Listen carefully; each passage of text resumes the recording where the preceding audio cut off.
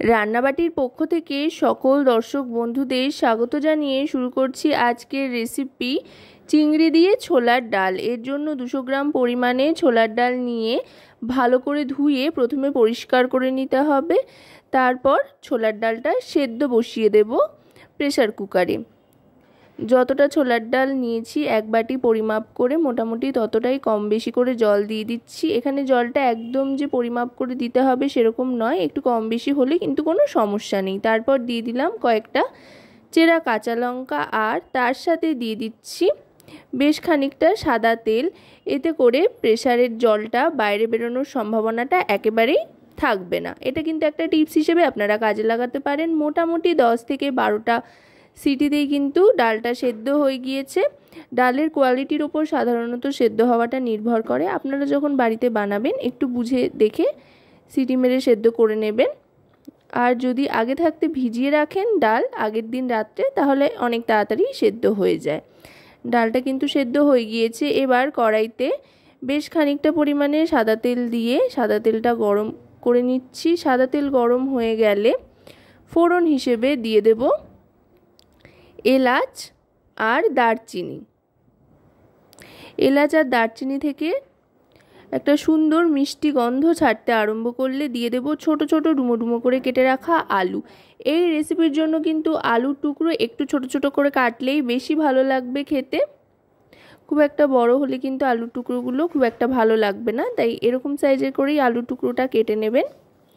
এবার আলুটা দিয়ে একটু ভেজে নেব, একটু লালচে রং আসা পর্যন্ত।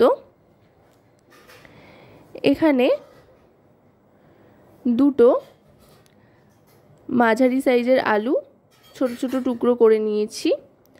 আলুটা ভাজতে ভাজতে আলুটায় হালকা লালচে রং আসলে দিয়ে দিতে হবে পেঁয়াজ কুচি। একটা বড় সাইজের পেঁয়াজ এখানে গোট গোট করে টুকরো করে দিয়ে দেওয়া হয়েছে। একেবারে যে মিহি চপ করে দিতে হবে তার কোনো মানে নেই। চাইলে আপনারা পেঁয়াজ বাটাও ব্যবহার করতে পারেন, আবার এভাবে পেঁয়াজ কুচিও দিতে পারেন। এবার আলু আর পেঁয়াজটাকে ভাজা ভাজা করতে করতেই এর মধ্যে দিয়ে দেব আদা আর রসুনের কিমা। এবার আদা রসুনের কিমাটা ততক্ষণ পর্যন্ত ভাজতে হবে যতক্ষণ পর্যন্ত না এর কাঁচা গন্ধটা চলে যাচ্ছে।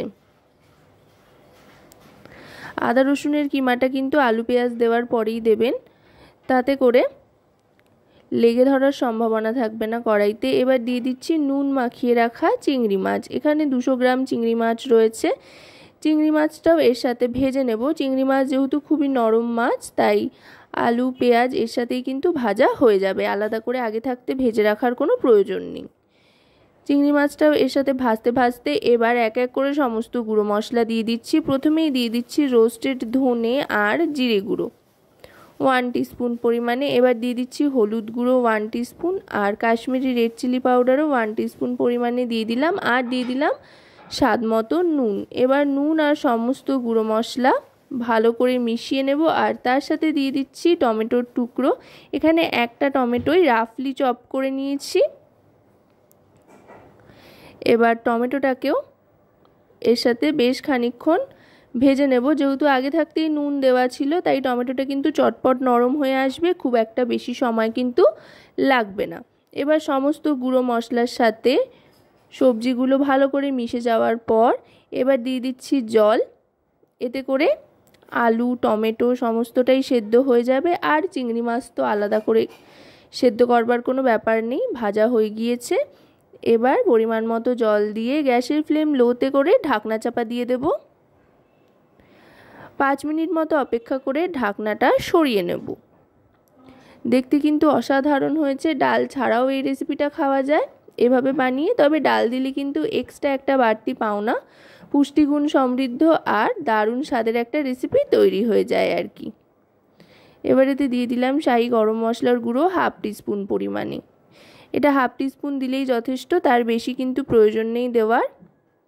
গরম মশলার গুঁড়ো দিয়ে ভালো করে মিশিয়ে নেব। মিশিয়ে নিয়ে এবার সেদ্ধ করে রাখা ডালটা দিয়ে দিচ্ছি। আশা করব রেসিপিটি আপনাদের ভালো লাগবে। ভালো লাগলে অবশ্যই রান্নাবাটি চ্যানেলটিকে সাবস্ক্রাইব করে লাইক শেয়ার কমেন্টের মাধ্যমে আমাদের পাশে থাকবেন, আর পাশে থাকা বেল আইকনটি অন করে দেবেন সবার আগে সমস্ত রকম রেসিপি নোটিফিকেশান পাওয়ার জন্য। ডালটা ভালো করে ফুটে উঠলে এবার দিয়ে দেবো পরিমাণ মতো চিনি।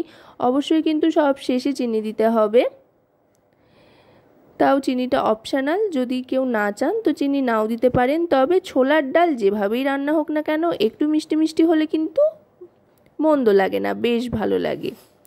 আর এই জাতীয় রেসিপি কিন্তু রুটি, লুচি, পরোটার সাথে খেতে অসাধারণ লাগে।